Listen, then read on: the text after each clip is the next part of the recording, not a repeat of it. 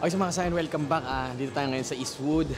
And opening syempre ng Waking Eastwood branch. So syempre congrats sa Waking. And share ko lang sa inyo mga kasayan kasi dati, way back mga 2000, hindi ko alam kung 13 or 11. Dito ako lagi sa Eastwood noon kasi lagi akong pumupunta dito sa may Circa, yung gimmick dito. Nagpo-promoter ako nandito dito sa may Circa. So halos every day or every other day nandito ako. So wala lang, nakakatuwa lang kasi dito, pagka madaling araw na, ayan, makikita mo dyan, daming tao dyan sa baba. Lalo na dyan sa baba, dito yun. So, ayun lang, nakakatuwa lang. And yung madalas lang din na time na pumupunta ako sa Eastwood kapag dati nung nagsimula ako. Meron kasi akong naging tawag dito, ka-tie up before nung unang-una. Dito yun sa Eastwood din yung branch nila. So wala lang, nakakatuwa lang kasi 'di ba? 3 years na ako sa Waking. Pero sobrang tumagal ako sobra sa Waking. So 3 years na ako sa Waking and yun, nakapagtayo na rin sila sa Eastwood. So nakakatuwa. And congrats kay Boss Nigel. Saktong-sakto, lapit lang oh. Tara, samahan niyo tayo kasi opening ng Waking. Ayan, speaking, nandito na. Boss, congrats po ah. Yan, congrats. Aga mo ah. You know? Hindi ka na mali.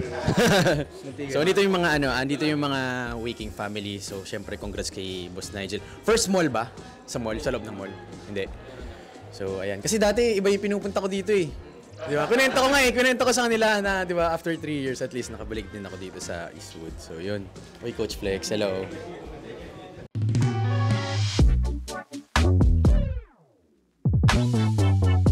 Okay, so mga kasayan, kasama natin ngayon si Joven, kakabalik lang yung isang araw. So, Mr. Olympian natin dito. And yan, syempre, congratulations kay Joven. Oh, nakadiet, alam niyo naman si Joven, kahit after show. Pero natutuwa ako kasi at least this time, ma-celebrate niya yung birthday ni Joven. So, first time yun, di ba? After ilang years. Ewan ko, makakapag-celebrate ako eh. Oh, follow niyo pala si Joven kasi syempre magbabalik na ulit siya sa vlog. Tapos yun, kung mga gusto niyo malaman, lalo na yung mga personal, syempre, mas maganda sa kanya na lang manggaling yun. So, ayan, syempre, congrats kay Joven kasi mas maganda yung package mo ngayon, bro, para sa aming lahat. Actually, chinek ko rin yung mga pictures, back and front, pati stage presence. Mas, mas confident tayo. Tsaka yung conditioning mas okay. So, yun nga, conditioning. Tapos, syempre, yung posing. Alam niyo naman si Joven, every year, parang may nilalabas siya na bagong posing and hindi nyo na masasabi na copy. Oo. Yun yung kasi parang ang nangyayari, lagi nilang sinasabi, kinokopya. Pero hindi iba. Sobrang layo. Actually, meron nga mga iba na gumagaya na sa'yo eh. Oo. Di ba? Yung Iron Man pose. Oo, di ba? Marami na. So, nakakatuwa. Kaya na rin to. Oo, yun. Solid yun yung ginawa ni Jovi na yun. So, abangan natin next year kasi ito lang yung first time ulit na sobrang magiging mahaba yung off-season mo. Na? Magiging mahaba. Diba? Ito na lang yun, di ba? So, Off-season for me is not totally off. Kumbaga, ito yung time namin to gain and to improve kung ano yung dapat namin i-develop sa physique namin para mas gumanda. Kasi unlike before, halos ilang months lang preparation mo, di ba? Baka may magko-comment na naman sa inyo dyan. Yung core po talaga yung i-improve ko this year. Kasi last year, ang finokus ko is yung back, di ba? Kung napapansin nyo, hindi natin siya ma-open. So, trinabaho ko talaga yon para pag tuntong natin ng show is magawa natin ng maayos. Kaya kung makita nyo, before, hindi talaga ako nagpo-post ng back pose. Yun na lang, pinakita na lang natin yung resulta. So, expect nyo this year, hindi ako ganong maglalabas ng core. Hindi tayo masyadong maglalabas ng nakahubad. So, papabayaan ko na lang na yung resulta, yung maglabas. Yung magsalita, kung ano yung in-improve natin for next year. Nakita ko nga yan kanina doon sa CR, nag-ano yung lilig races doon. Hindi, ilalo nyo yan si Joven. Pag nagsabi yan si Joven, talagang nangyayari. So, kaabang-abang talaga yung lalabas ni Ben next year. And yan, syempre shoutout kay Big Boss ha. Grabe yung suporta. Grabe yung sacrifice ni QM. Grabe, as in talaga. Oo. Wala QM doon parang naging no? PA. Oo, lahat eh. Lahat eh. Kaya ayun ha. Hindi lang ako makain eh. As in talagang Oo. Ako pa yung may milit QM, kumain ka na. Ako pa magre-remind sa kanya kung kumain na siya or hindi. Kasi hindi talaga siya kumakain. Kailan ba Ven Classic? Ay, bawal pala, no? Bawal, oo. Kailangan sanction pa rin nung Pro League eh. IFBB. Tapusin na natin. Yung day 1 ko, nagmumukha talagang totoong day 1 eh. Team Vincetics na tayo dyan ha. Oo Ano ba? Bakit ba? Iba ba dati? Da? Iba ba? ka-itlog. Iba na. Wala na yung kaitlog, kasayan. Tanggalin nyo na yung kaitlog. Medyo kailangan natin mag-build up nung kasi meron tayong mga international fan na nakasupport din sa atin. So, para at least medyo respeto naman tayo. Diba? So, mga ka-Team Vensthetics.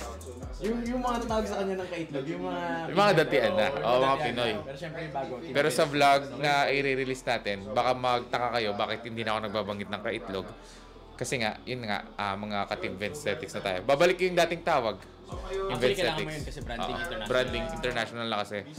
So, congrats bro. Sana supportahan nyo. Tapusin na natin kasi nanliliit ako sa'yo. Legs mo ba to, Ken?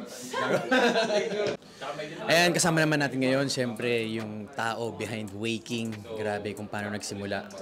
Kasi hindi pa ata lahat alam. So, tanungin natin ngayon si Boss Nigel. Nandito si Boss Nigel ngayon, owner ng Waking. Grabe, sobrang bait na tao. Wala. Masyadong si Kasayan eh. Isipin nyo mga Kasayan 3 years na ako sa Waking, hindi pa ako nagpe-prep, hindi ko pa na-represent yung Waking. Pero tingnan nyo, hindi niya ako binibitawan. So, sobrang thank you sa Waking. And yan, syempre sa buong Waking family. Yan, ano bang history ng Waking, Boss Nigel? Mahaba eh. Pero yung kunyari, sa summarize mo lang. nag-start kasi yung Waking normal, high school pa lang graduating to college. So, naghanap lang ng kasi nalugi yung family business namin. So, mahaba eh. Hindi, pero ang pinaka nawalan kasi, nalugi kasi yung family business namin sa Binondo. So, nagkaroon ng opportunity na yung uncle ko, which is yung ninong namin ngayon, nagkaroon ng opportunity na in-offer niya sa akin yung isang brand. After graduation, nag-decide kami, nabuksan na lang yung store. Wala pa namang stores before Waking ang unang-una. Tapos yun, tumuloy-tuloy. Tsaka 23. Grabe. Pero yung passion kasi ng Waking is hindi naman talaga nagbago. Kasi gusto talaga natin quality. Yung quality nutrition, tsaka dalhin yung mga world-class brands sa Philippines. Yun talaga yung yun yung talagang gusto nating mangyari pagdating sa, yung parang gusto nating magawa sa industry. Kasi mahirap yung money lang Hindi natin purpose yun So yun. Ayun, sakto. Speaking of world-class brand, merong bagong brand ngayon yung Waking, which is yung... Ayan, si Jovel. Yun. Hindi kasi syempre sobrang daming may idol kay Sibam, di ba? So ayan, andito na ngayon yung brand ni Sibam. Syempre, kung gusto nyo i-try, sa lahat ba ng branches, Boss Nigel, meron na?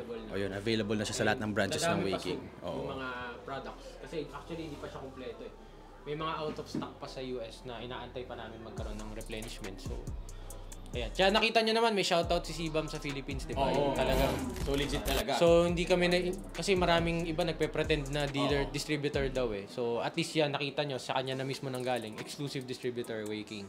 Ayan, official yun.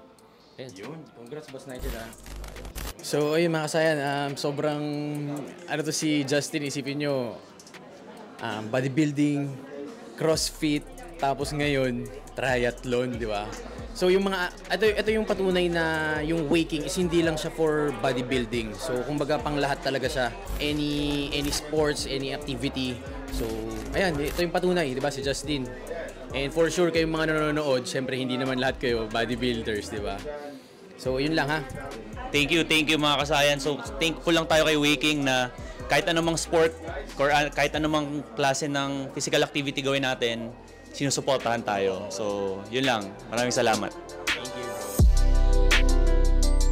Ayun mga kasayan, meron akong favorite na dito. Yung supplements from Waking. Ito yung gusto ko laging pinapainom kay Lori ito. Ashwagandha. Kasi asawa ko, ganda. Joke lang. Fast lane when I pass in the street. Bag of money in the passenger seat. Simcoe's been asking for me on the road from the west to the east. Way up, I might never come down cause the coast racking up the flight miles. Okay mga kasayan, kasama na rin natin ngayon si Coach Flex, isa sa pioneer ng Waking. Coach Flex, ano masasabi mo ngayon na nag-open yung Waking dito sa Eastwood branch? Actually, very very happy ako kasi ika-23rd branch na to ng Waking here sa Eastwood, and ito na yung pinakabagong model natin or pinakabagong structure ng Waking. So ibang model rebranding na si Waking po for 7 years, I guess. So more power to Waking. Coach, isa ka sa talagang unang-unang athlete ng Waking no? Tama? Actually, ano ako, I guess pangalawa ako. Nauna si Justin sa akin. Then after Justin ako, year 2016. Si Justin yata 2015. Pero nung pumasok ako kay Waking, parang magtatayo pa lang yung pangalawang branch ni Waking, which is yung Congressional. So, matanda na tayo kay Waking. 7 years, no? 7 years. So, congrats, Waking. Thank you, Coach Flex. Congrats. Thank you, Ken. It was always me versus me. It was never me versus you. Misunderstood. Get up, had to beat those eyes. Got up and I beat those eyes. It's understood. It was always me versus Mga me. kasaya na yan, kauwi lang natin galing sa Waking, alam nyo na. Siyempre with bro, gabi na tayo nakapag-training ngayon. Umaga na kasi tayo, no? Hindi, isang beses pa na ako nakapag-training umaga. Kasama ulit natin si bro, siyempre, shoutout kay bro, and siyempre sa apparel nila, Beast Apparel. Andyan din si bro Lori. And dumayo ngayon si Jed, so alam niyo na ilang days out si Jed ngayon, 8 days out. 8 days out, Jed, no? Ay, nakaano siya, earpods. Ayan, kitang-kita nyo naman, barag na barag si Jed.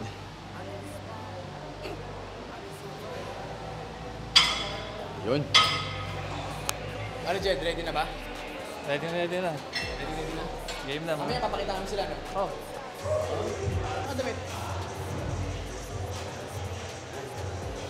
Mas confident na ngayon si Jed. Bumalik na yung confidence si Jed dati. Kasi nung nakaraan, medyo ano eh. Pero nung nagulat siya, nag-place siya second. So parang nakita ko sa kanya, bumalik talaga yung confidence si Jed, which is maganda. So aabangan niyo talaga si Jed ngayon. Kasi mas lumaki ka, no, Jed? Oo, mas nag-size. Tapos siyempre barag. Eh si bro. Size yung paa. Size 13. Yun ang mga gusto ko, good vibes kasi pag nandito si bro, no? Oo. Parang sunod-sunod na vlog kasama natin si bro, no? Tinitraining tayo ni bro. Game, tara. Sinabing prep ni Ken, no? Diyan tayo para magsuporta. Diba? Yeah, I'm that guy. No more time for the bad guy. Never going back to the past. I need the holy water, get baptized. I'm that guy. It was always me versus me. It was never me versus you. Misunderstood. Get up, had to beat those eyes. Got up and I beat those eyes. It's understood. It was always me versus me. It was never me versus you. And now I'm good. Wake up and I do my part. Wake up and I do my job. Just how I should. It was always me versus me. It was never me versus you. Misunderstood. Get up, had to beat those eyes. Got up and I beat those eyes. Understood. It was always me versus me. It was never me versus you. And now I'm good. Wake up and I do my part. Wake up and I do my job. Just how I should.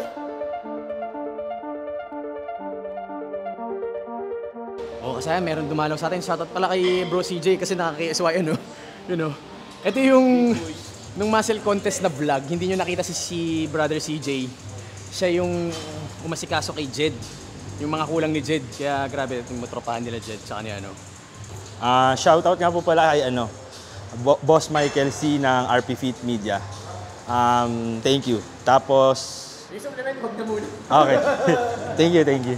Si Sir Jigs, napadalaw kasama nila Jed. Vlogger si Sir Jigs. Ang pinablog niya is food. So sabi ko, mukhang malabo na makapag-collab tayo, sir, balang araw. Kasi sobrang magkalayo eh. Tapos sakto nakita ko kanina nag-workout din siya. Sabi ko, ang ganda ng ginagawa ni sir. Kasi after kumain, diretso workout na siya. Oo. Sabi nga, marami nagbaba sa akin, sabi, niluluko ko lang daw yung sarili ko. Dahil ang kinakain ko talaga high fats. Kasi yun yung gusto ng viewer ko putok-batok. Oo. Yung bukas akala nila mamamatay ka na. Oo. Pero ang ginagawa ko dyan, sir, OMAD. 1 meal a day. Okay. So kahit ako mag-intake ng 3,000 calories, Oo. wala na pong pumapasok na iba. Yun lang Okay. yun. Tapos iba-burn namin ni Coach CJ. Kung gusto mo, sir, meron akong crispy ulo doon sa baba. Hindi, tunay. Nasa kotse ko. Gusto mo? Wag na.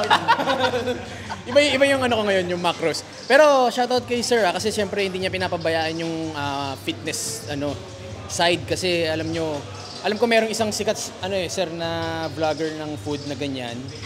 Yung tumaba siya ng Sinig avocado. Oo. American. Diba? American. So, ayun, at least maganda yung ginagawa ni sir na para sa mga food vloggers natin dyan, huwag nyo rin kalimutan syempre yung health. Exercise. Diba, sir? Exercise. Exercise, diba? Number 1. Kasi syempre, tandaan nyo yung pag-vlog na yan, ito opinion ko lang yung pag-vlog na yan, hindi yan yung parang one-time big time. Kailangan longevity. Ano tawag yun? Longevity, yun. Kailangan kasi isipin nyo kunyari, banat lang kayo ng banat para sa views. Tapos, Wala kang ginagawa. di ba sir? Oo, totoo sir, yun. Pero grabe ang daming followers to sir 1 million. Ibig sabihin, sobrang dami talagang gusto kumain sa mundo. Pilipinas. Oh. Thank you sir Thank you sir Thank you sir. Hello mga kasayan.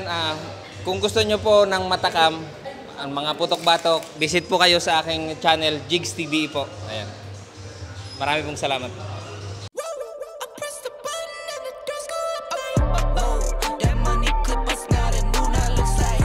Whoa, upgrade her diamonds, now her girlfriends are like. Whoa, whoa, whoa, whoa, whoa, whoa. I hit recorded drop, you can't ignore it. It's boarding. Just out touring down in Charlotte like I play for Hornets. When I'm performing, never boring, now you can't afford it. Champagne Perrier, vintage friends on my face. Looking like I'm from the deep. These no Cartiers. Pockets deep, deep, deep, bro. I can make it in my seat, bro. Do you, I'm doing me, bro. Making noise, use a peep, bro. Whoa, I press the button and the doors go up like. Whoa, that money clip us now, the new now looks like. Whoa, upgrade her diamonds, now her girlfriends are like. Whoa, whoa, whoa, whoa. Neighborhood on the scene. Okay sa mga kasayan, tapos na yung workout natin and napanood nyo naman yung vlog. Sana nag-enjoy kayo. Hindi tayo nakapag-posing. Pero ayun, congrats sa Waking ulit. And more power sa ating lahat. Siyempre, shoutout sa Team KG, sa Waking. Siyempre, KSY and sa Gym and Legendary Equipments. KSY na pa rin. Yan, always stay hungry, stay humble. Tsaka siyempre, di Legendary. Itong series na to, day 1, mindset everyday, okay? So, sign out. Been the one since the fetus. Don't sleep on me, Tempur-Pedic. That's a no, no, no. Spending dope for no reason. Got a ball head, Mr. Cleaner.